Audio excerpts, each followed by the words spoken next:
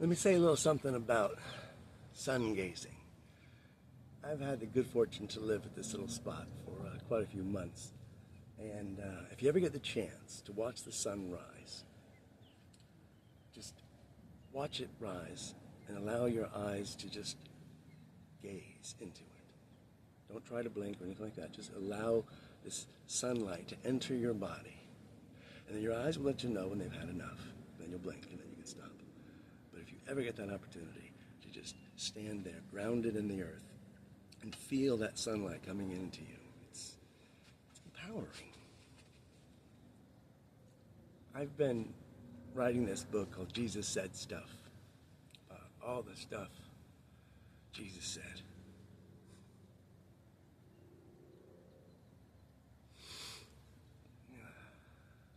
And I walked away from Christianity 25, 30 years ago after being really fundamental evangelical, really into it.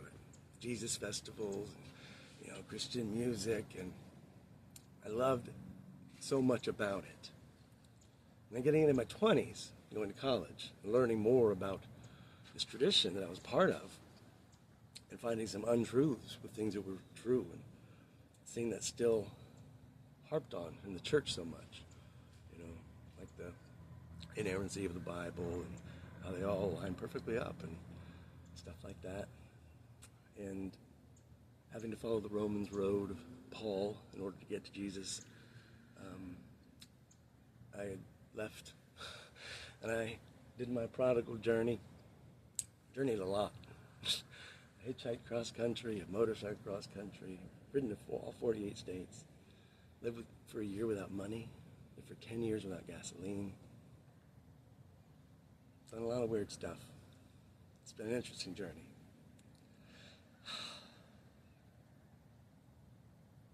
But ultimately, it came back to Christ, as I kind of knew it would.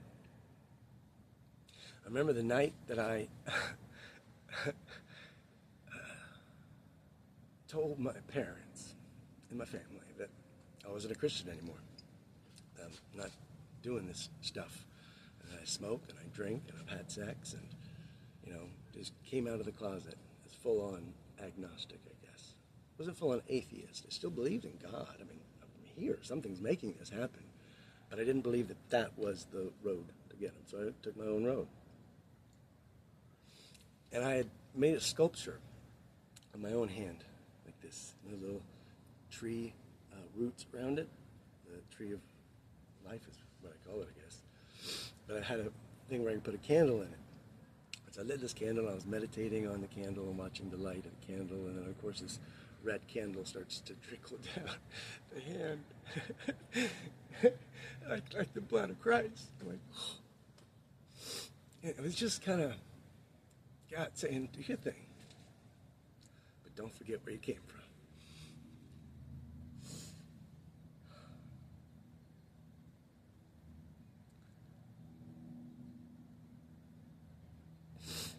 And I've written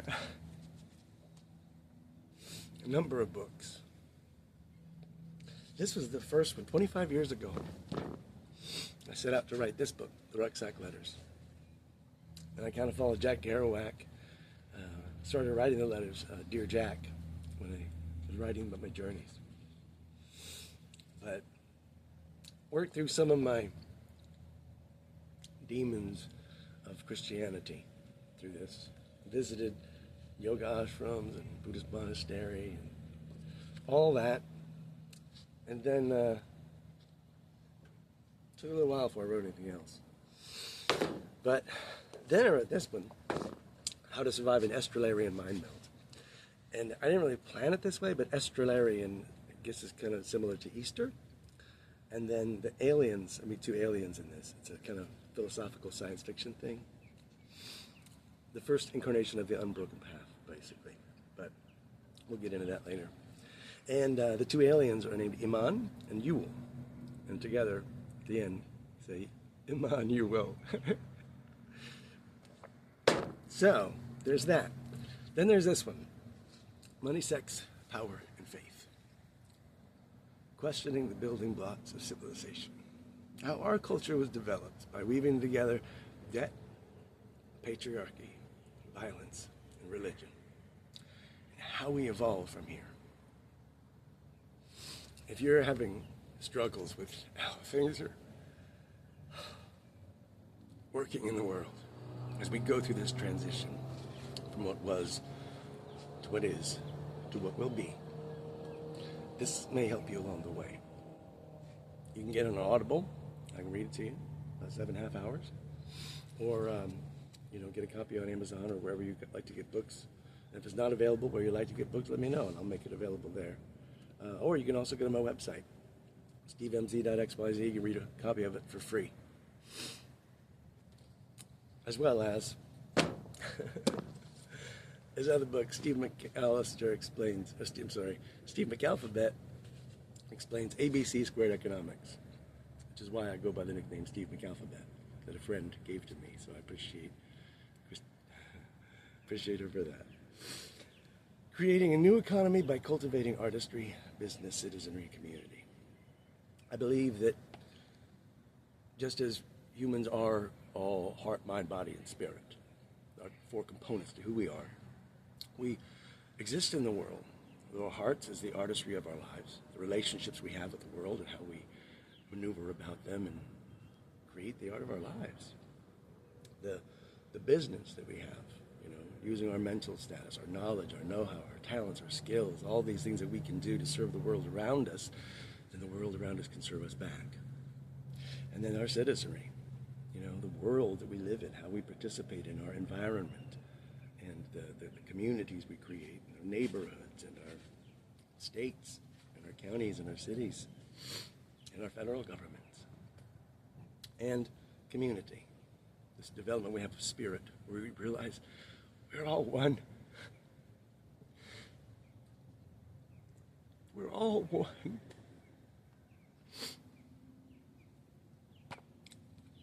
But we got 4 parts to us: heart, mind, body, and spirit.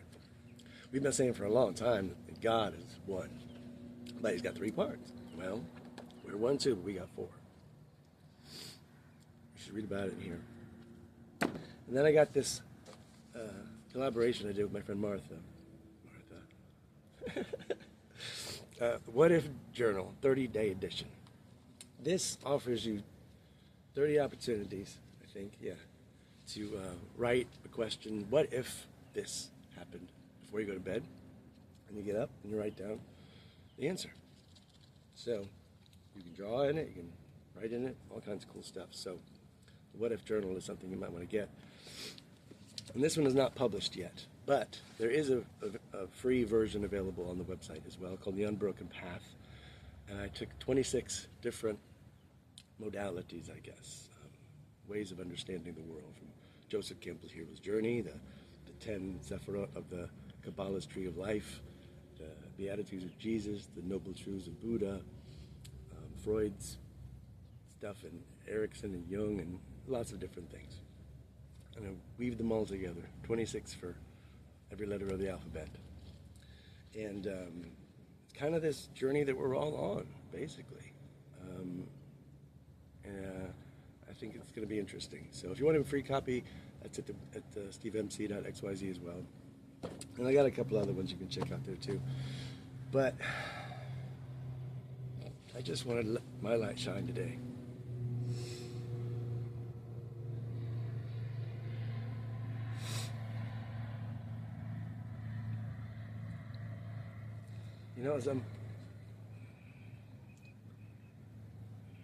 As I'm writing this book, these words of Jesus, he refers to himself as the Son of Man a lot more often than the Son of God. And he does that because he wants to identify with us as men, that he's one of us and we are one of him, and we're all one, maybe 2 parts.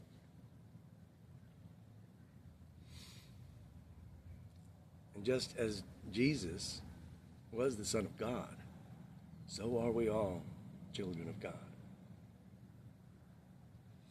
We're all emanations of the divine.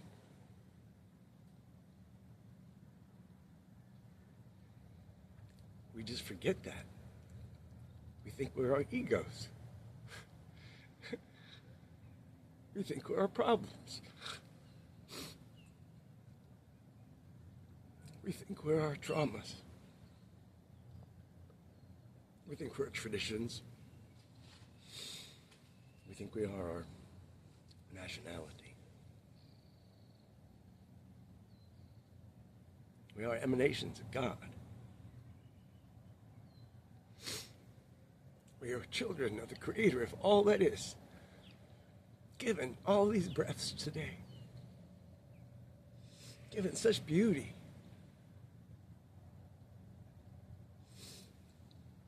And what we can create, what we can learn,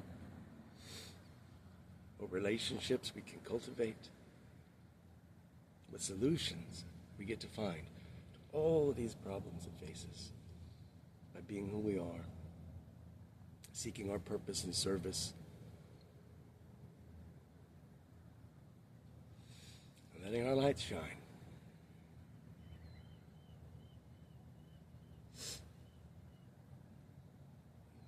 Y'all have a glorious day.